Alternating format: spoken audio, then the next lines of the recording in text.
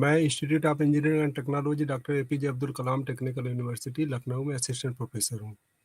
आज की क्लास में हम लोग BMTC 133 जिस कोर्स का नाम है वास्तविक विश्लेषण, उसके बारे में हम लोग जानेंगे। इस कोर्स में कुल 6 खंड हैं, जिसमें आज हम पहले खंड की 3 इकाइयाँ पढ़ेंगे।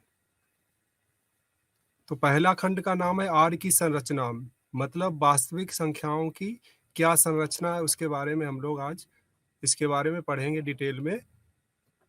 उसके अंतर्गत इकाई 1 जो हमारी है उसमें गणित की भाषा में संवाद। तो इस कोर्स में हम सर्वप्रथम ये सारे गणित की भाषा में क्या क्या नोटेशन यूज करते हैं और क्या क्या संवादीय नोटेशन होते हैं, तो उसके बारे में हम डिटेल में स्टडी करेंगे। तो गणित सबसे पहले जानें गणितीय कथन क्या होता है। गणितीय कथन एक ऐसा वाक्य होता है जो उसमें शामिल सभी स्थितियों के लिए सत्य होता है या फिर उसमें शामिल सभी स्थितियों के लिए असत्य होता है। अब हम उदाहरणतः अगर 2 वाक्य लेते हैं, पहला वाक्य हमारा है कि सभी वास्तविक संख्याओं के लिए एब्सोल्यूट वैल्यू मतलब निरपेक्ष मान कोसाइन x का हमेशा 1 से कम होता है, तो ये सत्य कथन है। दूसरे कथन पर विचार कर लेते हैं, आसमान में तारों का समुच्चय परिमित है। तो चूंकि आसमान में तारों का समुच्चय अपरिमित होता है, इसीलिए ये कथन असत्य कथन है। तो ऐसे और कथनों पे भी हम विचार कर सकते हैं। अब तार्किक संयोजक, गणित में अधिकांश कथन सरल कथनों के संयोजन, जिन्हें और, या, यदि, तो, यदि और केवल यदि जैसे शब्दों और वाक्यांशों द्वारा जोड़ा जाता है।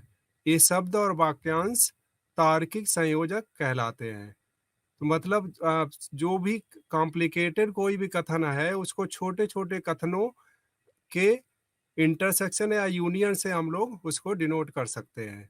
तो पहला आ गया वियोजन, मतलब हमारे पास मान लिया 2 कथन है P और Q, उनका हमें वियोजन करना है, मतलब उनको P और Q, P या Q में रिप्रेजेंट करना है। तो मान लीजिए अब P हमारा कथन है भारत की खोज एक पुस्तक है, और Q कथन है अनेक महिलाएं अपना व्यापार स्वयं चलाती है। तो दोनों का जब हम वियोजन करेंगे तो एक ज्वाइंट कथन जो आपका आ जाएगा, ज्वाइंट स्टेटमेंट, भारत की खोज एक पुस्तक है या अनेक महिलाएं अपने व्यापार स्वयं चलाती हैं। तो इस तरीके से आप और भी एग्जाम्पल इसके ले सकते हैं कि 2 कथनों का कैसे हम वियोजन करते हैं। अब 2 कथनों का योग करेंगे। मान लिया हमारे पास P और Q 2 कथन है, उनका योग या उसको हम और से भी डिनोट करते हैं। इसको हम P रिवर्स कैप Q द्वारा व्यक्त भी करते हैं। तो मान लिया हमारा पहला कथन हमारा मान लिया यहाँ पे है 2 + 1 = 3, और दूसरा कथन हमारा है 3 = 5। तो इसको जब हम ज्वाइंट करेंगे तो 2 + 1 = 3 और 3 = 5। हालांकि ये कथन हमारा 2 + 1 ये हमारा 3 होता है, 3 = 3 = 5 नहीं होता, ये दूसरा असत्य कथन है। लेकिन हम दोनों कथनों को अगर करेंगे तो ये कथन असत्य हो जाएगा, क्योंकि इसमें एक कथन आपका असत्य हो गया। अब किसी कथन का निषेध निगेशन जिसे कहते हैं। मान लीजिए कोई कथन आपके पास P है, उसका हमें निषेध ज्ञात करना है, तो उस निषेध को हम इस तरीके से इस नोटेशन से व्यक्त करते हैं। तो मान लिया हमने एक P कथन लिया कि n एक परिमित समुच्चय है, मतलब प्राकृतिक संख्याओं का एक परिमित समुच्चय है। तो उसका निगेशन क्या होगा, उसका निषेध क्या होगा? निषेध ये हो जाएगा n एक परिमित समुच्चय नहीं है। हालांकि जब हम इस कथन पर विचार करेंगे तो यहाँ पे P असत्य कथन है, क्योंकि जो आपका प्राकृतिक संख्याओं का समुच्चय परिमित नहीं होता है, अपरिमित होता है। तो इसका जब हम निषेध करेंगे तो निषेध इसका सत्य हो जाएगा, क्योंकि P हमारा असत्य है। अब हम प्रतिबंधी संयोजक की बात करते हैं। मान लिया हमारे पास 2 कथन हैं P और Q। यदि P सत्य है तो Q सत्य हो गया। तो इसको हम कहते हैं P implies Q। इसको P implies Q से हम व्यक्त करते हैं। ओके। दूसरी भाषा में इसको हम इस तरीके से भी कह सकते हैं, P सत्य है में Q सत्य है निहित है। तो इस जो आपका पी ए है इसको हम परिकल्पना कहेंगे, हाइपोथेसिस, और क्यू जो है वो हमारा निष्कर्ष होगा। तो इसको उदाहरण के तरीके से भी हम इसको देख सकते हैं, एक उदाहरण लेकर, कि मान लिया हमने एक कथन ये लिया है कि m हमारा z में है, मतलब हमारा m एक पूर्णांक संख्या है। तो m पूर्णांक संख्या है तो m आपका परिमेय संख्या होगी, मतलब m q का अवयव होगा, q जहाँ पे परिमेय संख्या का समुच्चय है। तो ये हमारा जो पहला था m बिलोंग्स टू z, ये हमारा हो गया परिकल्पना, और निष्कर्ष हमारा ये हो गया m बिलोंग्स टू q। तो गणितीय भाषा में इस कथन को हम कह सकते हैं m belong to q, this implies m belong to q। तो ऐसे और भी बहुत सारे आप एग्जाम्पल ले सकते हैं, बहुत सारे उदाहरण हम लोग इसमें देख सकते हैं। तो यहाँ पे p इम्प्लाइज q का हमने एक उदाहरण देखा है। इसके जस्ट अपोजिट आप q इम्प्लाइज p को भी देख सकते हैं। जिस तरीके से p इम्प्लाइज q डिफाइन हो रहा है, उसी तरीके से q इम्प्लाइज p भी परिभाषित हम लोग कर सकते हैं। अब मान लिया हमारे पास दो कथन है P और Q, उनका योग कथन, उनका योग कथन का मतलब हो गया P implies Q and Q implies P, मतलब दोनों सत्य हों, P इम्प्लाइज Q और Q इम्प्लाइज P, जब दोनों सत्य होंगे तब P और Q को कहेंगे तर्क संगत रूप से तुल्य, लॉजिकली इक्विवेलेंट। मतलब इसमें दोनों होगा, आपका P इम्प्लाइज Q भी होगा, Q इम्प्लाइज P भी होगा। तो इसको हम P implies y implies Q कहते हैं। मैथमेटिक्स की भाषा में हम इसे कह सकते हैं P सत्य है यदि और केवल यदि Q सत्य है, इस तरीके से भी कह सकते हैं। और यदि केवल यदि को हम गणितीय भाषा में IFF इससे भी इसको डिनोट करते हैं। बहुत सारे आप इसके एग्जाम्पल भी देख सकते हैं। और गणितीय भाषा में इस स्टेटमेंट को हम इस तरीके से भी कह सकते हैं कि P का सत्य होना Q के सत्य होने में निहित है और से निहित है। मतलब ये आपका केस हो गया है P implies by implies Q, P implies Q and Q implies by P। तो इसको दूसरी भाषा में हम कैसे कहेंगे कि P का सत्य होना Q के सत्य होने के लिए आवश्यक और पर्याप्त है। इसको ऐसे भी हम लोग कह सकते हैं, मतलब नेसेसरी एंड सफिशिएंट कंडीशन। अब इसका एक उदाहरण ले लेते हैं। हमें जांच करनी है, हमें जांच करनी है कि ABC वास्तविक संख्याओं के लिए समाकलन a to b x d x equal to c अगर है तो इम्प्लाइज बाय इम्प्लाइज होगा b square minus a square equal to 2c।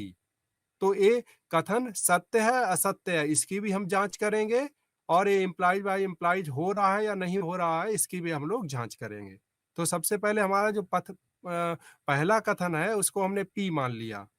p हमारा है a to b x d x equal to c, जहां पर हमारी ABC वास्तविक संख्याएं हैं। और Q कथन दूसरा हमने मान लिया कि ABC वास्तविक संख्याओं के लिए b square minus a square equal to 2ac a है। ठीक है, तो P और Q दो मान लिए। अब हम जांच करें कि क्या P इम्प्लाइज Q हो रहा है या नहीं हो रहा है। तो मान लीजिए हमने P सत्य मान लिया, तो P सत्य मान लिया। P सत्य मानने का क्या मतलब है कि a to b x d x equal to c. तो इसको हम समाकलन इसका करेंगे, तो जब समाकलन करेंगे तो इसका समाकलन हो जाएगा एक्स स्क्वायर बाई 2, और लिमिट रख देंगे तो ये आपका हो जाएगा b minus a whole square b square by 2 minus a square by 2, ये आपका आ जाएगा, और जो कि c के बराबर है। तो उससे हमें एक इक्वेशन मिल जाएगी b square minus a square equal to 2c।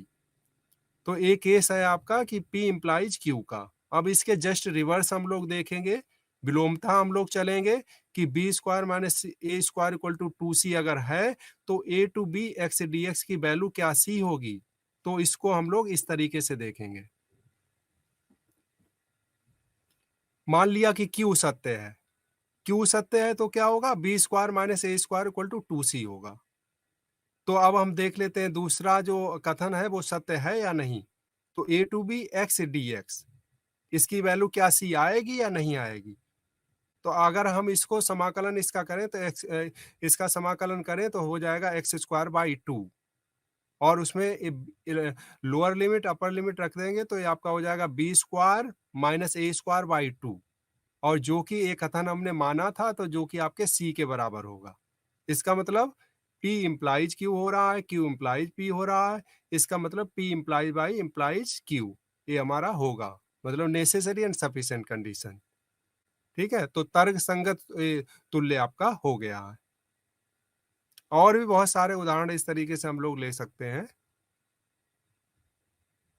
अब तर्क संगत प्रमात्रक, गणितीय भाषा में कुछ नोटेशन है, जो यहाँ पे नोटेशन आपको दिख रहे हैं, ये नोटेशन है अस्तित्व प्रमात्रक का, देयर एग्जिस्ट, इसको कहते हैं देयर एग्जिस्ट।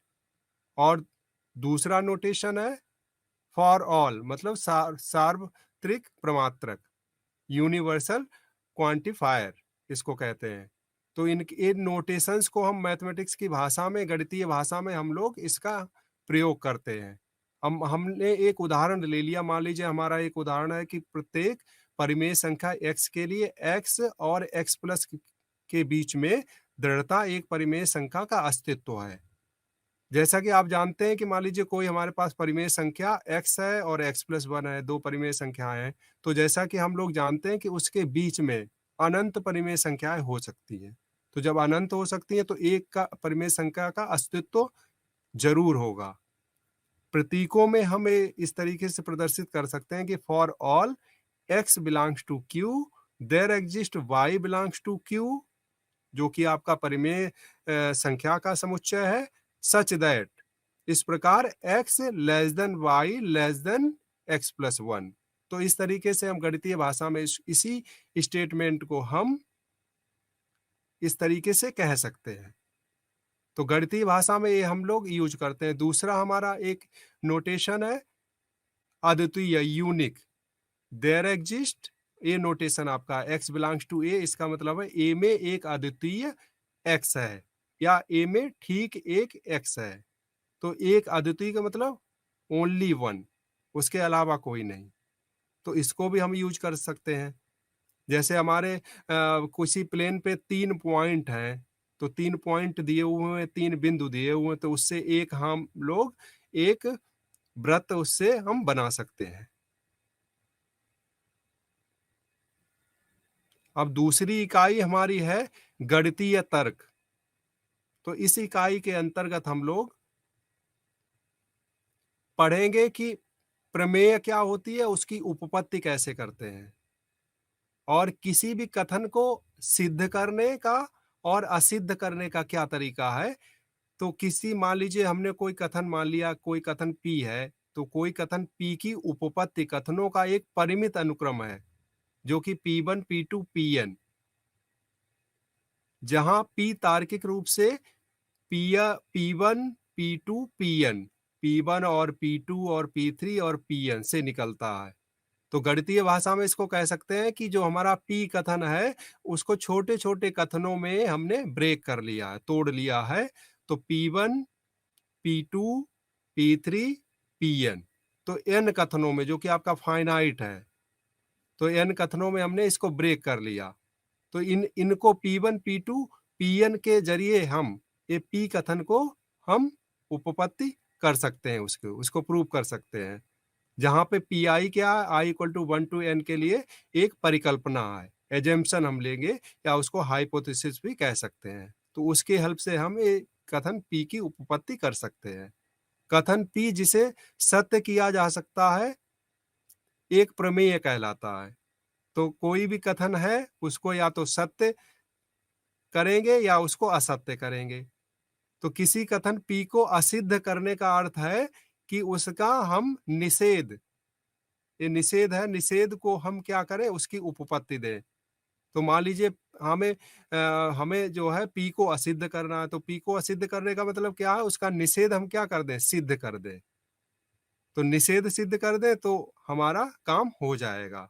और इसके जस्ट अपोजिट भी हम कह सकते हैं कि जिसको असिद्ध करना है, उसका निगेशन, उसका निषेध सिद्ध कर दें, या जिसको सिद्ध करना है उसका निषेध असिद्ध कर दें।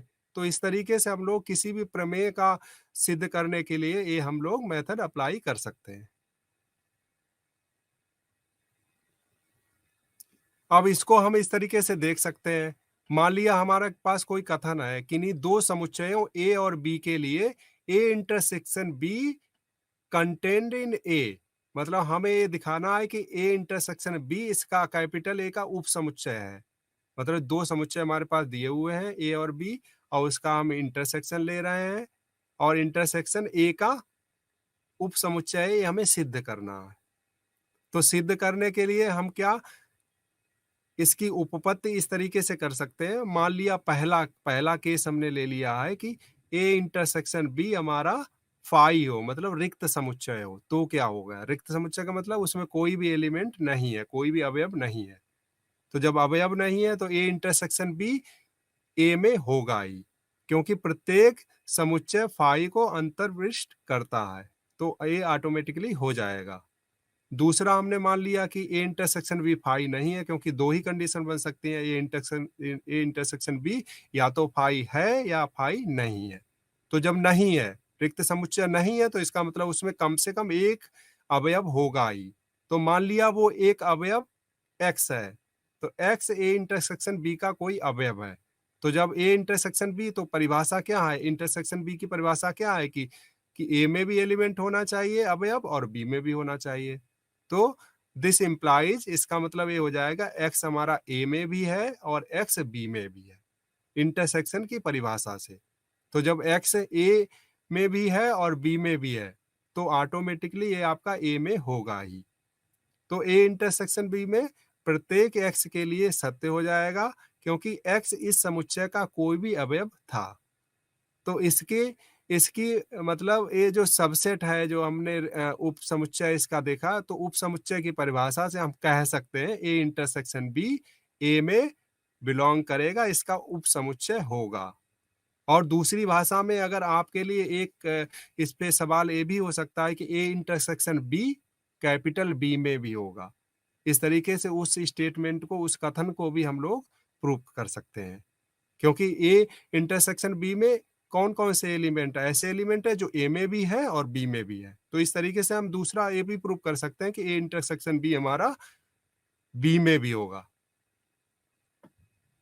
तो इस तरीके से हमने इस कथन को प्रूव किया है, इसकी उपपत्ति दी है।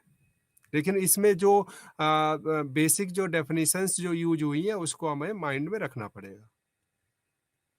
अब हमारे पास है गणितीय आगमन का नियम, principle of mathematical induction, PMI. तो मान लिया हमने Pn एक, हमारे पास एक विधेय है जहां n एक प्राकृतिक संख्या है। मान लीजिए निम्नलिखित दोनों प्रतिबंध लागू होते हैं। किसी m बिलोंग्स टू n के लिए Pm सत्य है। पहले हमने चेक किया, दो प्रतिबंध यहाँ पे लागू होंगे मैथमेटिकल इंडक्शन में। पहला प्रतिबंध है कि किसी भी प्राकृतिक संख्या के लिए Pm सत्य है। तो चेक कर लेंगे, किसी में m आपका एक भी हो सकता है, दो भी हो सकता है, तीन भी हो सकता है, m आपका 100 भी हो सकता है। तो उसके लिए पहले हमने देख लिया क्या ये सत्य है। फिर उसके बाद अगर सत्य हो गया तो उसके बाद दूसरे पॉइंट पे जाएंगे, दूसरे बिंदु पर, यदि pk सत्य है, यदि pk सत्य है तो pk प्लस 1 सत्य होगा। ये हम दिखाएंगे, इसको हम इसकी उपपत्ति करेंगे। और जहां पे k क्या है, k हमेशा m से बड़ा होना चाहिए और प्राकृतिक संख्या होनी चाहिए। मान लिया हमने m की वैल्यू 1 के लिए ये पहला पॉइंट प्रूव किया है, तो 1 के मतलब 2 एंड 2 और 2 ऑनवर्ड्स, उसके बाद के सारे के लिए ये दूसरे से प्रूफ हो जाएगा। तो इसका मतलब है कि प्रत्येक n ग्रेटर देन m के लिए Pn सत्य हो गया। और m की कम से कम वैल्यू मान लीजिए हमने एक लिया, तो ये सभी प्राकृतिक संख्याओं के लिए ये सत्य हो गया। तो बहुत सारे कथन होंगे हमारे, जो मान लीजिए कोई कथन ऐसा भी हो सकता है जो n इक्वल टू 100 के लिए सत्य हो, 100 के बाद सारे के लिए सत्य हो, तो ऐसा भी हो सकता है। हो सकता है n 1 से ग्रेटर है तो उसके लिए भी सत्य हो सकता है। तो ऐसे कथन हम लोग देख सकते हैं। तो अगला हम इस पर एक बेस्ड एक उदाहरण भी देखेंगे, उससे और क्लियर होगा। मान लीजिए कि हमको ये सिद्ध करना है कि प्रत्येक n बिलोंग्स टू n, प्रत्येक n प्राकृतिक संख्या के लिए 1 + 2 + 3 + n, इसका योग होगा n+1/2। ये इसका योग होगा, इसको हमें इस कथन को प्रूव करना है, सिद्ध करना है। तो सिद्ध करना है तो इस जो आपका ए है, ये जो कथन आपका है, मान लिया कि Pn, इस कथन को हमने कहा कि ये विधेय है, Pn विधेय है 1 + 2 + n = n, n + 1/2। इसको हमने Pn विधेय से इसको हमने व्यक्त किया, क्योंकि इसमें n आ रहा है इसीलिए Pn कहा है इसको। अब हम इसका सत्यापन कर सकते हैं कि ये n के कुछ मानों के लिए, n = 1 के लिए ट्रू है या नहीं है, ये सत्य है या नहीं है। तो इसमें बहुत सिंपल सी, अगर n = 1 हमने लिया तो ये पहला ही टर्म रहेगा 1, और ये राइट हैंड साइड का टर्म हम देखेंगे तो यहाँ पे हो जाएगा 1 1 + 1/2। तो इसका मतलब ये हुआ कि ए n = 1 के लिए ये सत्य हो गया। हम ये चाहेंगे कि m की वैल्यू हमें कम से कम के लिए मिले, मतलब m की वैल्यू 1 के लिए सत्य हो गया। वहां पे हमने लिया था m > m के लिए, तो m की वैल्यू मान लीजिए हमने यहाँ पे 1 ले ली। उसके बाद मान लीजिए दूसरी वैल्यू हमने ली 5 ली है, तो 5 के लिए देखेंगे तो 1 + 2 + 3 + 5, इसका योग करेंगे तो इसका योग राइट हैंड साइड से जो आपका आएगा 5 5 + 1/2, 5 5 + 1/2, तो 15 आ जाना चाहिए। तो ये हम लोग देख लेंगे। तो ये n = 1 के लिए, 5 के लिए, 10 के लिए, 100 इत्यादि के लिए सत्य है। ये हम लोग देख सकते हैं, बहुत आसानी से हो जाएगा। n = 100, n = 10 के लिए तो हो सकता है, n = 100 के लिए मुश्किल हो सकता है, लेकिन फिलहाल आ जाएगा। परंतु फिर भी हम ये सुनिश्चित नहीं कर सकते कि ये n के किसी ऐसे मान के लिए सत्य होगा जिसकी जांच हमने नहीं की है। तो मान लिया हमने n = 1 के लिए कर लिया, 5 के लिए कर लिया, 10 के लिए कर लिया, तो सामान्यता मतलब हम जर्नल प्राकृतिक संख्या के लिए हमें इसको प्रूव करना है। तो जांच करना कि कथन P1 सत्य है या नहीं, सिद्ध करना कि जब भी कथन Pk सत्य है तब कथन Pk + 1 सत्य है या नहीं, जहां पे k क्या है, हमारी प्राकृतिक संख्या है। तो मान लिया हमने सबसे आसान क्या है कि P1 सत्य करना आसान है, P2 कर लिया मान लीजिए। उसके बाद हम जनरली नहीं कह सकते हैं कि सत्य होगा, तो Pk को माना कि Pk सत्य है, उसकी मदद से Pk + 1 क्या सत्य होगा इसको दिखाना है। और यहाँ पे ये ध्यान रखना है कि k हमारा प्राकृतिक संख्या है। तो हमने मान लिया ये विधेय Pk 1 + 2 + 3 up to k = k + 1/2 ये सत्य है। हम इसकी जांच करना चाहते हैं कि Pk + 1 सत्य होगा या नहीं। तो इसको जांच इस तरीके से करेंगे, हमने मान लीजिए लेफ्ट हैंड साइड में ले लिया 1 + 2 + 3 up to k + 1। अब इसको हमने ब्रेक किया, क्योंकि यहाँ पे अगर आप देखेंगे यहाँ पे कितने टर्म आपको मिलेंगे, 1 + 2 + k + 1, k + 1 आपको टर्म मिलेंगे। तो k + 1 के टर्म को हम लोग ब्रेक करेंगे। कैसे ब्रेक करेंगे? 1 + 2 + k, तो फर्स्ट के टर्म हम एक साथ ले लेंगे और इसमें k + 1 को अलग लिख देंगे। अब बाई एजम्पशन, जो हमने एजम्पशन माना है, एजम्पशन क्या माना है कि 1 + 2 + 3 + k = k + 1/2, इस ये माना है प्लस k + 1, क्योंकि हम pk को सत्य मान लिए हैं और pk + 1 को हमें सत्य दिखाना है। ओके, तो इसको आप सिंप्लीफाई करें, इसको सिंप्लीफाई सरल करें। सरल करने के बाद हमारा ये आपका आ जाएगा k + 1 k + 2/2। तो अतः ये जो आप यहाँ पे देखिए, जब k को k + 1 से रखेंगे तो इसका मतलब यहाँ पे आ गया k + 1 k + 2/2। तो इस तरीके से ये जो हमारा विधेय है वो pk + 1 के लिए भी सत्य हो गया। इसलिए गणितीय आगमन के नियम से हमने सिद्ध कर लिया है कि प्रत्येक n प्राकृतिक संख्या के लिए Pn हमारा सत्य हो गया। तो इस तरीके से और भी उदाहरण कर सकते हैं, मतलब पहले 1 के लिए लिया, 2 के लिए लिया, फिर उसके बाद k के लिए मान लिया, k + 1 के लिए हमने उसकी उपपत्ति कर दी, प्रूव कर दिया। तो वो सभी वास्तविक, सभी प्राकृतिक संख्याओं के लिए वो सत्य हो जाएगा।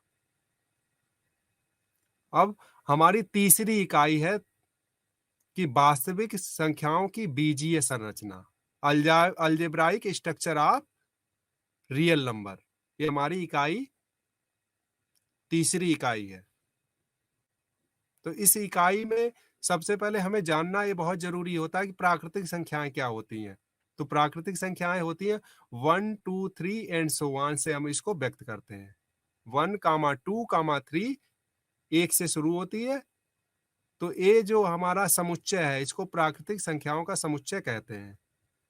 आप जानते हैं कि यदि हम दो प्राकृतिक संख्याओं को जोड़ेंगे तो उत्तर एक प्राकृतिक संख्या ही प्राप्त होगी।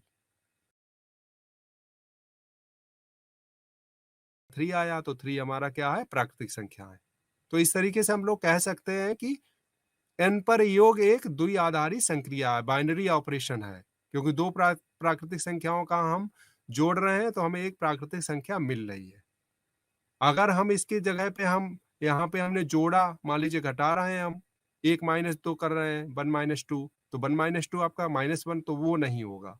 तो ये संक्रिया हमारी जो प्राकृतिक संख्याओं पर जो योग संक्रिया है वो प्राकृतिक संख्याओं पर द्विआधारी संक्रिया है। विशिष्ट रूप से एक नई संक्रिया हम परिभाषित कर रहे हैं जिसे शून्येतर नॉन जीरो से विभाजन कहते हैं। तो इस संक्रिया में हमने परिमेय संख्याओं का समुच्चय Q प्रदान किया है। तो यहाँ ये परिमेय संख्याओं का समुच्चय एक संक्रिया ऐसी है कि जिसमें विभाजन होता है। मतलब हमने P हमारा पूर्णांक है और Q भी पूर्णांक है, तो P पूर्णांक को Q पूर्णांक से हमने डिवाइड किया, उससे विभाजन किया, और ये विभाजन तभी मान्य है जब हमारा Q पूर्णांक जो है वो 0 के बराबर नहीं है, तभी ये आपका डिफाइन होगा, तभी परिभाषित होगा। तो जो हमारा ये परिमेय संख्याओं का समुच्चय को हम इस तरीके से कह सकते हैं कि P/Q, जहां पर हमारा PQ क्या है, पूर्णांक है, और Q 0 नहीं है। उदाहरण के लिए आप बहुत सारे उदाहरण ले सकते हैं, जैसे हमने P = 3 ले लिया, Q = 5, तो 3/5 हमारा एक परिमेय संख्या हो गई। तो ऐसे बहुत सारे उदाहरण लिए जा सकते हैं परिमेय संख्याओं के।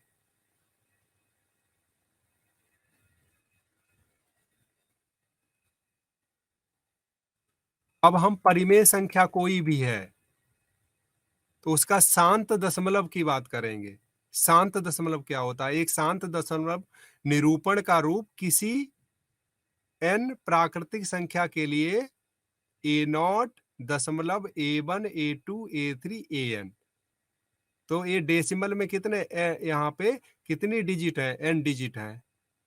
तो इसके संगत हमें कोई भी परिमेय संख्या लिखनी है, तो इसके संगत परिमेय संख्या को हम इस तरीके से लिख देंगे A0.A1 A2 A3 और जहां पे ये सारे पूर्णांक आपके हैं, A0 A1 A2 A3 AN, ये आपके पूर्णांक है, और इस पूर्णांक को हम धनात्मक पूर्णांक कह सकते हैं, क्योंकि अगर आपका ऋणात्मक होगा तो ऋणात्मक साइन यहाँ पे लगेगा। तो इसको मान लीजिए हमें प्रदर्शित करना है दशमलव रूप में, इस दशमलव रूप को परिमेय संख्या में हमें प्रदर्शित करना है। तो ये A0, क्योंकि ये पूर्णांक है, plus A1/10 plus A2/100 plus A3/1000 और इस तरीके से AN/10⁻n। तो इस तरीके से हम कोई भी जो है दशमलव है, शांत दशमलव का निरूपण हम परिमेय संख्या के रूप में कर सकते हैं। अब इसको हम सिंप्लीफाई कर लेंगे, और सिंप्लीफाई करने के बाद हम उसके अनुसार हम एक परिमेय संख्या प्राप्त कर सकते हैं। तो ये तो वो परिमेय संख्या हो गई जिसका हम दशमलव शांत निरूपण कर सकते हैं। अब हम दूसरे तरीके से इसको देखें कि ऐसी भी परिमेय संख्याएं हैं जिनके दशमलव निरूपण लंबी विभाजन विधि द्वारा समाप्त या शांत नहीं होते। जैसे इसको हम इस तरीके से कह सकते हैं, उदाहरण एक ले सकते हैं कि जब हम लंबी विभाजन विधि द्वारा एक को 3 से भाग देते हैं, तो एक को जब 3 से भाग देंगे तो डेसिमल में दशमलव रूप में हमारा आ जाएगा 0.333333 गोज अप टू इन्फिनिटी, मतलब ये नेवर एंड से कभी समाप्त नहीं होगा। तो इसीलिए इसको हम कह देंगे अशांत है, ये दशमलव अशांत है 1/3। तो इसको हम कहेंगे 0.3333 और ये अशांत है। इस तरीके से हम दूसरा भी उदाहरण ले सकते हैं कि 499 को 330 से हम भाग देंगे तो हमारा ये आएगा 1.5121212। तो इस तरीके से ये दूसरा उदाहरण है। तो ये भी देखिए आप, दोनों ये अशांत है, क्योंकि यहाँ पे 3 3 ये कहीं शांत नहीं हो रहे हैं, ये भी शांत नहीं हो रहे हैं। और इसमें ध्यान देने वाली बात यह है कि इसमें अंकों के विशेष समूह की पुनरावृत्ति हो रही है। यहाँ पे 3 की पुनरावृत्ति हो रही है, यहाँ पे 1 2 1 2 1 2 ये पुनरावृत्ति हो रही है। तो ऐसे दशमलव निरूपणों में यद्यपि ये अशांत है, नॉन टर्मिनेटिंग है, अंकों की विशेष समूह की पुनरावृत्ति होती रहती है।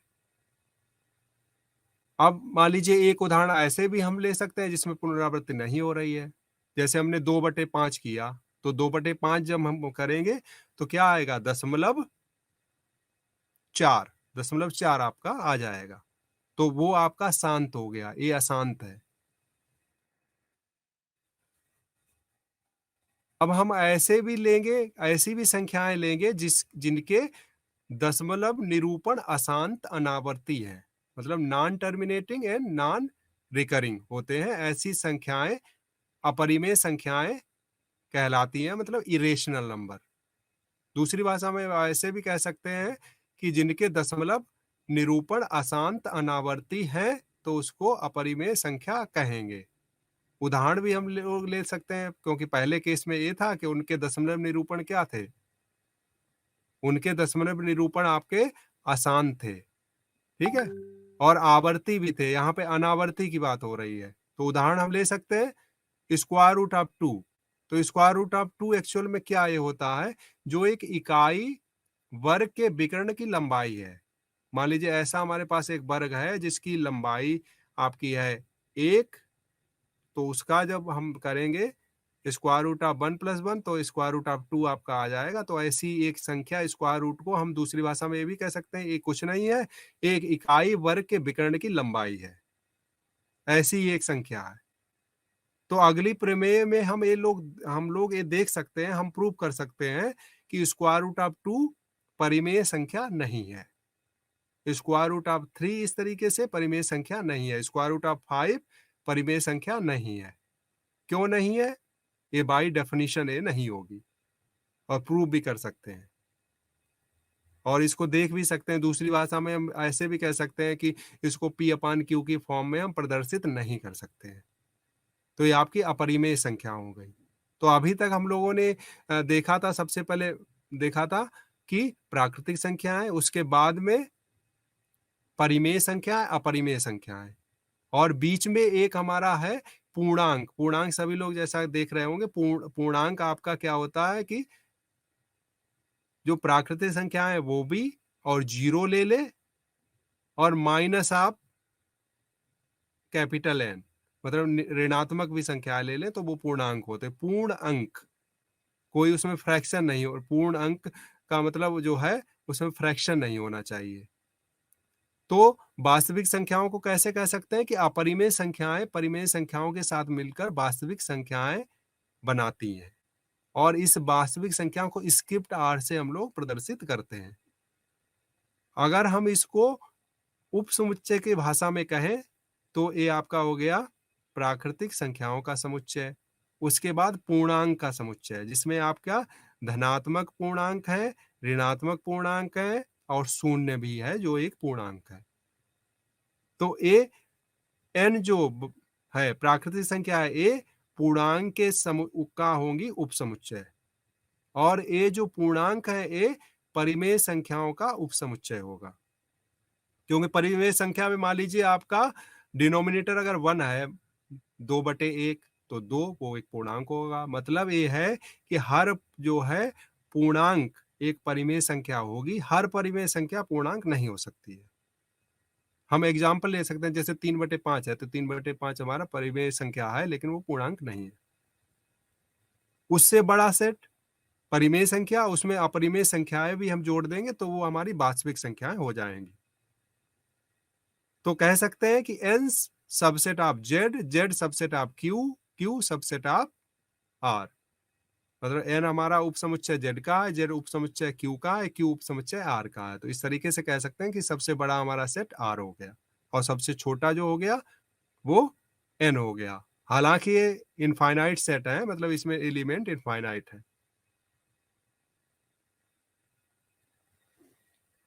अब हम लोग द्विआधारी संक्रिया के बारे में, जैसा कि बाइनरी ऑपरेशन के बारे में हम लोगों ने देखा था वहां पे कि कोई भी ऑपरेशन है वो बाइनरी ऑपरेशन किसी सेट पर कब होगा।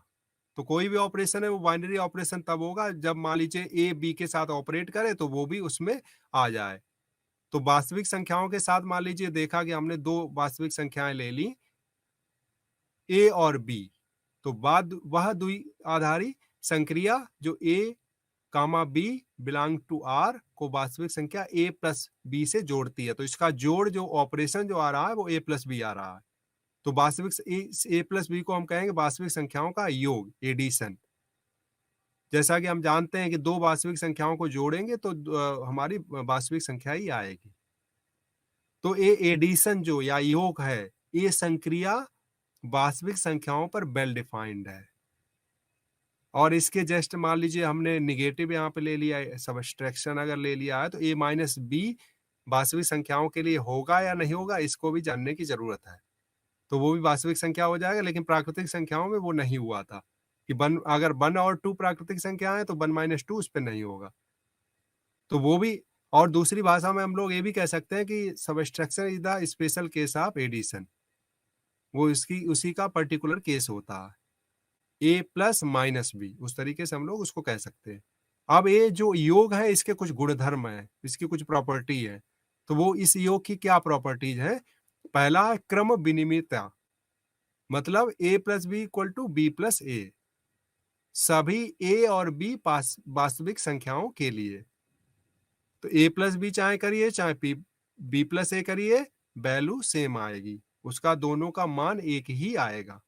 दूसरा आपका है सहचारिता, a plus b plus c equal to a plus b plus c, और ए बी सी सभी वास्तविक संख्याओं के लिए ये सत्य है। मतलब पहले हमने ए प्लस बी को पहले जोड़ लिया, फिर उसमें सी जोड़ा, या पहले हमने बी प्लस सी को जोड़ लिया, फिर उसमें ए जोड़ा, तो मान क्या आएगा? मान आपका एक ही आएगा। तो इस नियम को सहचारिता का नियम कहते हैं। और पहला जो आपका क्रम विनिमय नियम ये था, ए प्लस बी बराबर बी प्लस ए। अब इस योग के तहत हम लोग ये कह सकते हैं कि there exist zero belongs to R, मतलब शून्य वास्तविक संख्या होती है। शून्य ऐसी एक वास्तविक संख्या देयर एग्जिस्ट शून्य एक होगी ताकि a plus zero equal to zero plus a which is equal to a, और एक किसके लिए? सभी ए वास्तविक संख्याओं के लिए। तो इस शून्य को योज्य तत्समक कहते हैं, योज्य तत्समक। तो इसका मतलब ये हुआ कि योज्य तत्समक का वास्तविक संख्याओं में अस्तित्व है। हम जानते हैं कि जीरो एक वास्तविक संख्या है, उसको किसी भी संख्या के साथ जोड़ देंगे तो वही संख्या आ जाएगी। तो चाहे ए प्लस जीरो करिए या चाहे जीरो प्लस ए करिए, तो ए आपकी वैल्यू आएगी, ए ही आएगी। और ये सभी वास्तविक संख्याओं के लिए है। अगर जीरो वास्तविक संख्या तो उसके लिए zero plus zero equal to zero plus zero equal to zero, तो उसके लिए भी ये सत्य है। उसके बाद योज्य प्रतिलोम का अस्तित्व। तो प्रत्येक वास्तविक संख्या के लिए, ए मान लीजिए कोई भी एक वास्तविक संख्या है, उसके लिए minus A belongs to R का अस्तित्व होगा। मतलब कोई भी संख्या है उसका निगेशन, मतलब निगेटिव जब हम माइनस साइन यहाँ पे लगा दें तो वो भी एक वास्तविक संख्या होगी। और इस क्योंकि ये ए है, ए के अनुरूप हम माइनस ए ले रहे हैं, तो ए में जब माइनस ए जब हम जोड़ेंगे तो हमारा योज्य तत्समक जीरो आना चाहिए। तो a plus minus a equal to zero या minus a plus a equal to zero. और इस माइनस ए को हम कह देते हैं ऋण माइनस ए भी पढ़ा जाता है। और माइनस ए को ए का योज्य प्रतिलोम कहते हैं, एडिटिव इनवर्स। मान लीजिए हमने कोई भी एक वास्तविक संख्या ले ली है, मान लीजिए स्क्वायर रूट 2 ली है, तो उसका योज्य प्रतिलोम क्या होगा? तो उसका योज्य प्रतिलोम होगा minus of square root of 2। वैसे 1 अगर है तो 1 के लिए करस्पॉन्डिंग -1 हो जाएगा, क्योंकि 1 - 1 इक्वल टू 0। तो ऐसे सभी का मतलब है कि सभी जो संख्याएं वास्तविक हैं उनका योज्य प्रतिलोम का अस्तित्व हो जाएगा।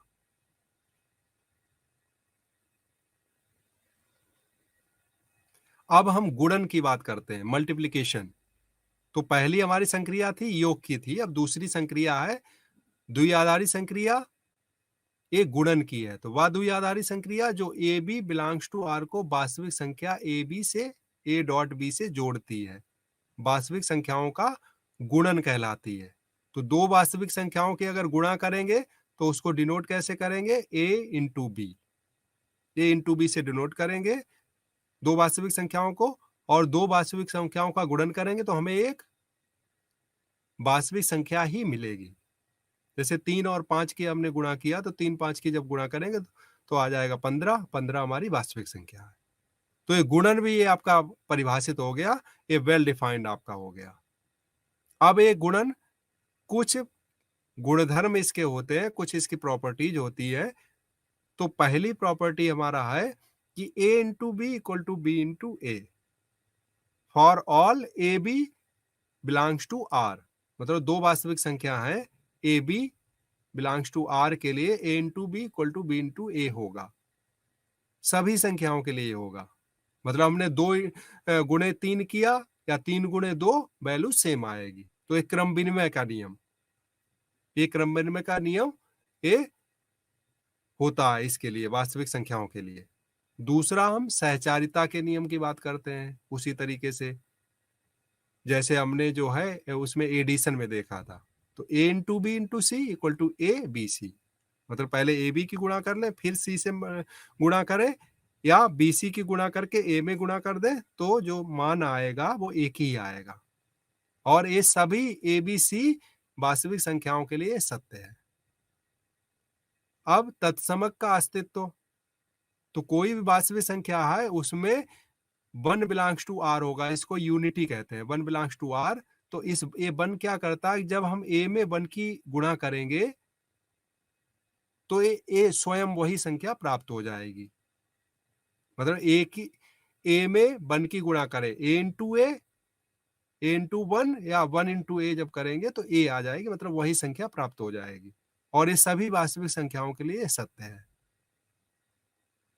ये माइनस साइन ये टाइपिंग एरर है, ये आपका होगा a into 1 equal to a equal to a 1 into a. अब हम प्रतिलोम की बात करते हैं।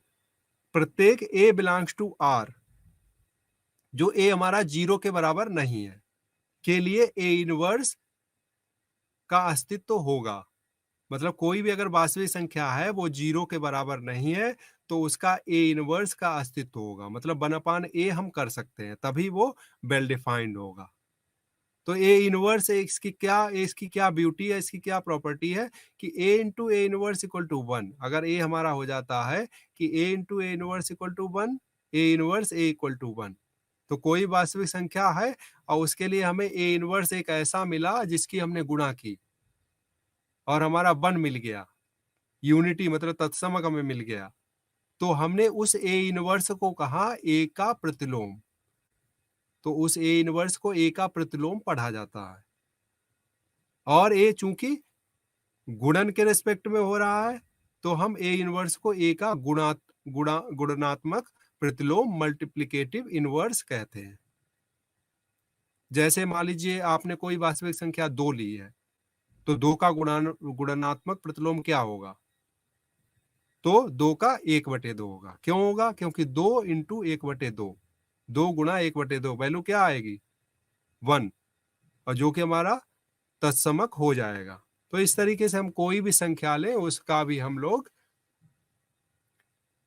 मल्टीप्लिकेटिव इनवर्स हम ज्ञात कर सकते हैं, गुणनात्मक प्रतिलोम। अब ये जो वास्तविक संख्या है इसकी एक और प्रॉपर्टी होती है जिसको कहेंगे वितरणता, distributivity. A into b plus c equal to a into b plus a into c, और ये सभी वास्तविक संख्याओं के लिए होगा जहां पे ए बी सी हमारी वास्तविक संख्या है।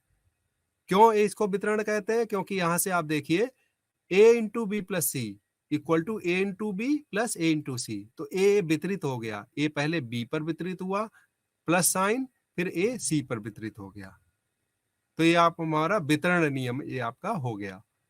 तो अगर हम बात करें वास्तविक संख्याओं के लिए, तो हमने योग संक्रिया देखी, गुणन संक्रिया देखी, और योग संक्रिया में भी हमारी कुछ 4 प्रॉपर्टी थी, उससे सेटिस्फाई किया, और इसमें भी हमारा जो है ये प्रॉपर्टी हमारी सेटिस्फाई हुई है। 4 ए हुई है और एक वितरण का नियम हुआ। तो कुल मिला के 9 हमारा 9 प्रॉपर्टीज हो गई हैं, 9 गुणधर्म हो गए। तो कोई भी मान लीजिए वास्तविक संख्या है 9 गुणधर्मों के साथ, हम क्या कहेंगे इसको? वास्तविक संख्या आर 9 गुणधर्मों को संतुष्ट करता है, जिन्हें क्षेत्र गुणधर्म कहा जाता है। तो इसको हम लोग कहेंगे कि क्षेत्र गुणधर्म मतलब फील्ड, ये हमारा फील्ड हो गई, क्योंकि 9 गुणधर्मों को संतुष्ट किया है। लेकिन ये ध्यान देने वाली बात है कि इसमें जो हमारा मल्टीप्लिकेटिव इनवर्स नॉन जीरो का ही होगा, जो शून्य नहीं होगा उसी का होगा। तो हम सामान्यता ये कह सकते हैं, जनरली हम ये कह सकते हैं कि कोई भी समुच्चय जो इन गुणधर्मों को संतुष्ट करता है एक क्षेत्र कहलाता है। कोई भी ऐसा समुच्चय जो इन गुणधर्मों को संतुष्ट करता है एक क्षेत्र कहलाता है। तो फील्ड बहुत सारी हो सकती हैं। यहाँ पे हम चूंकि वास्तविक संख्या पढ़ रहे हैं तो वास्तविक संख्या की फील्ड हमें मिली है। इस तरीके से हम और भी देख सकते हैं कि और फील्ड है या नहीं है। जैसे परिमेय संख्या एक क्यू, तो ये भी आपकी फील्ड हो जाएंगे, जो ये 9 गुणधर्म है इसके लिए भी सेटिस्फाई कर जाएंगे। अब कुछ हम ये भी देख लेते हैं कि जो फील्ड नहीं है, जैसे हमने प्राकृतिक संख्याओं का समुच्चय देखा, तो प्राकृतिक संख्याओं का समुच्चय नहीं होगा, क्योंकि एडिशन तो हो जाता है, एडिशन तो उसके लिए हो जाता है ऑपरेशन, लेकिन उसके लिए आपका मल्टीप्लिकेशन के बारे में बात कर सकते हैं, फिर सारी प्रॉपर्टी के बारे में बात करेंगे। एडिटिव इनवर्स हो ही नहीं पाएगा। जैसे 2 का मल्टीप्लिकेटिव इनवर्स अगर निकालो, सॉरी मल्टीप्लिकेटिव इनवर्स, तो 2 का 1/2 होगा, तो 1/2 कहाँ पे हमारी प्राकृतिक संख्या नहीं होगी। तो इसलिए हम बहुत सारे ऐसे भी देख सकते हैं उदाहरण जो हमारे क्षेत्र नहीं है। तो जैसे मैंने आपको बताया कि प्राकृतिक संख्याएं का जो समुच्चय है वो भी क्षेत्र नहीं है। ऐसे पूर्णांक का भी देख सकते हैं कि नहीं है या नहीं है, उसको भी चेक कर सकते हैं। अब हम कुछ इनक्वालिटी देख सकते हैं, असमिकाएं। 2 वास्तविक संख्याएं मान लीजिए a और b, तो a less than b, a b से बड़ा भी हो सकता है, a b से छोटा हो, या a b से बड़ा हो, या a b से के बराबर हो या उससे छोटा हो,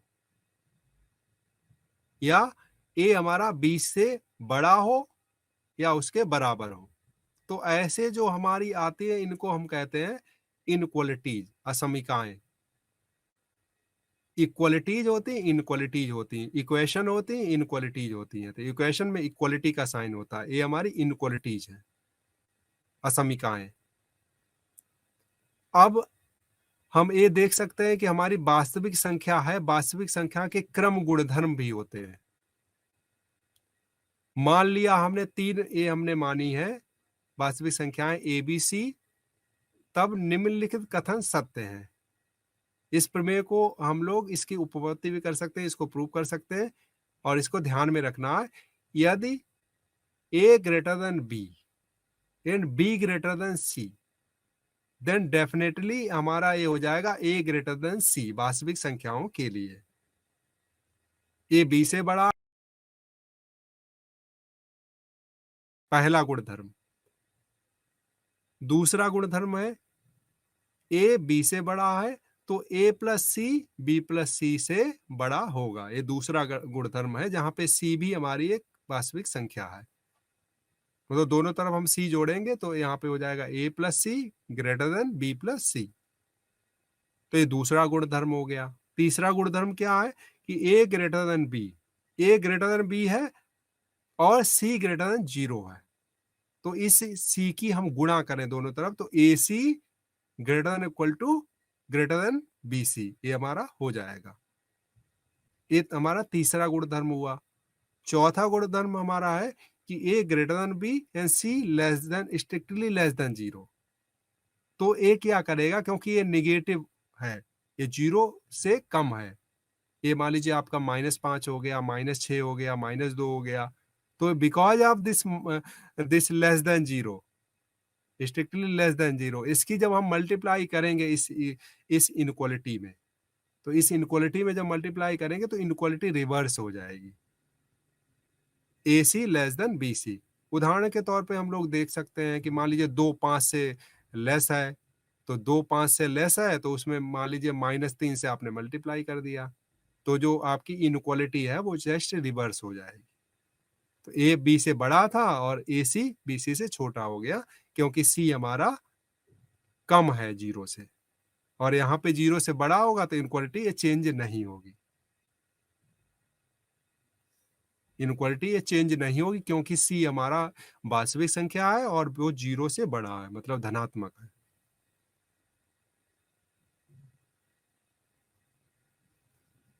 अब हम इसमें बात करते हैं कि मान लिया हमारी कोई एक वास्तविक संख्याओं का समुच्चय है और उसका एक हमने उप समुच्चय लिया कैपिटल एस, और ये उप समुच्चय रिक्त समुच्चय नहीं है, this is not equal to 5। तो इसके बारे में हमें इस सेट के बारे में बात करना है, वास्तविक संख्याओं के उप समुच्चय के बारे में बात करना है। तो कोई संख्या L बिलोंग्स टू R, मतलब ऐसी वास्तविक संख्या S का एक निम्न परिबंध लोअर बाउंड कहलाती है यदि L less than equal to X for all X belongs to S। तो अगर ऐसा है तो ये कहने का इसमें सेंस क्या है? कहने का सेंस ये है कि कोई भी वास्तविक संख्या हमें अगर ये मिल जाती है और जो ये समुच्चय है अवयव उसके सभी अवयव एक वास्तविक संख्या से बड़े आते हैं, एल से बड़े आ रहे हैं, कोई समुच्चय एस निम्नता परिबद्ध कहलाता है यदि एस का कोई निम्न परिबंध हो। कहने का सेंस है अगर हमारा निम्न परिबंध होगा तो एक हमें ऐसा मिल जाएगा एल, मतलब कोई मान लीजिए आपने सेट लिया तो होंगे, तो वो हम संख्या हमें निकालनी है। हम आगे उदाहरण में इस चीज को देखेंगे भी कि कैसे अब वो हम संख्या प्राप्त करेंगे। और हम ये कह सकते हैं यदि एस का एक निम्न परिबंध है तो उसके अनेक निम्न परिबंध होते हैं। ये कहना, मान लीजिए हमारा एक सेट है, उसके मान लीजिए हमारे उसके एलिमेंट 2 से बड़े हैं तो उसके एलिमेंट 1 से भी बड़े होंगे। तो एस के निम्न परिबंध से छोटी प्रत्येक संख्या भी एस का एक निम्न परिबंध है। अतः हम एस के अधिकतम निम्न परिबंध ग्रेटेस्ट लोअर बाउंड की बात कर सकते हैं। तो लोअर बाउंड बहुत सारे होंगे, उसमें ग्रेटेस्ट की बात करेंगे, अधिकतम कौन सा है। तो जो एस का एक ऐसा निम्न परिबंध होता है जो एस के प्रत्येक अन्य निम्न परिबंध से बड़ा होता है तो उसको कहेंगे अधिकतम निम्न परिबंध, और उसको निम्नक भी कह सकते हैं, मतलब इन्फिमम। और इसको इन्फिमम आप एस से व्यक्त कर सकते हैं। तो हम उदाहरण लेंगे। हमने एक लिया है समुच्चय P अपान Q, और यहाँ पे दिया हुआ है P की वैल्यू 10 से बड़ी है, Q की वैल्यू 8 से छोटी है, और PQ हमारा क्या है, प्राकृतिक संख्या है। इसका हमें इन्फिमम ज्ञात करना है। तो मान लिया हमने कोई एक general element P upon Q belongs to S लिया है। चूंकि Q हमारा 8 से कम है, तो Q हमारा जब 8 से कम है तो इसको हम ऐसे कह सकते हैं कि 1 अपान Q हमारा 1 अपान 8 से बड़ा होगा, और जब 1 अपान Q 1 अपान 8 से बड़ा होगा, इसमें P की मल्टीप्लाई कर दे तो P upon Q greater than equal to 10 upon 8। क्यों? क्योंकि P की वैल्यू जो है यहाँ पे P की वैल्यू हमेशा 10 से बड़ी होगी। तो ये हम कह सकते हैं, इसको हम सिंप्लीफाई करेंगे, इस परिमेय संख्या 10/8 5/4 आएगा। तो इसका कहने का सेंस क्या है? इसका कहने का सेंस है कि s का प्रत्येक है वो 5/4 से बड़ा होगा या उसके बराबर है। तो 5/4 से बड़ा होगा और ये 5/4 हमारा हो जाएगा इन्फिमम ए हो जाएगा, अधिकतम निम्न परिबंध। तो इस तरीके से हम और भी उदाहरण ले सकते हैं, उसमें भी हम लोग देख सकते हैं। जैसे 5/4 है तो 5/4 1 से भी ये बड़ा होगा, 1/2 से भी बड़ा होगा, लेकिन हमें अधिकतम लेना है, अधिकतम से हमें अधिकतम निम्न परिबंध लेना है, तो वो हमारा आ गया 5/4। दूसरा हमारा हो गया है अपर बाउंड। तो मान लिया कोई सबसेट लिया है जो आपका रिक्त समुच्चय नहीं है, एक वास्तविक संख्या समुच्चय S का एक ऊपरी परिबंध अपर बाउंड कहलाती है यदि प्रत्येक x के लिए u > x है, और यदि S के किसी ऊपरी परिबंध का अस्तित्व है तो S को हम कहते हैं उपरितः परिबद्ध, मतलब बाउंडेड आपका एबव हो जाएगा। तो वहां पे लोअर बाउंड की बात हुई थी, यहाँ पे हमारे अपर बाउंड की बात हो रही है। तो यहाँ पे हम क्या कैसे समझें इसको कि x के लिए u x से बड़ा है और बाउंडेड बिलो हो बाउंडेड एबव हो तो उसको हम कह देंगे परिबद्ध वो होगा, मतलब बाउंडेड होगा। ठीक है, तो दोनों होना जरूरी है, निम्नता परिबद्ध और उपरता परिबद्ध दोनों होगा तब वो बाउंडेड हो जाएगा। अब मान लीजिए हमने कोई एक उपसमुच्चय लिया है S वास्तविक संख्याओं का, एक वास्तविक संख्या u समुच्चय S का एक न्यूनतम ऊपरी परिबद्ध है, मतलब least upper bound. Upper bound भी बहुत सारे हो जाएंगे, उसमें हमें लीस्ट करना है, और लोअर बाउंड बहुत सारे हो जाएंगे, उसमें ग्रेटेस्ट करना है। तो ये लीस्ट अपर बाउंड को उच्चक भी कहते हैं।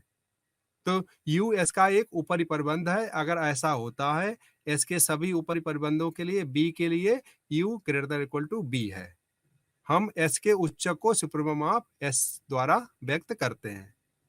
तो जैसे हमने लोअर बाउंड देखा था वैसे अपर बाउंड देख सकते हैं। ग्रेटेस्ट इसमें लीस्ट अपर बाउंड और ग्रेटेस्ट लोअर बाउंड की बात कर लेंगे।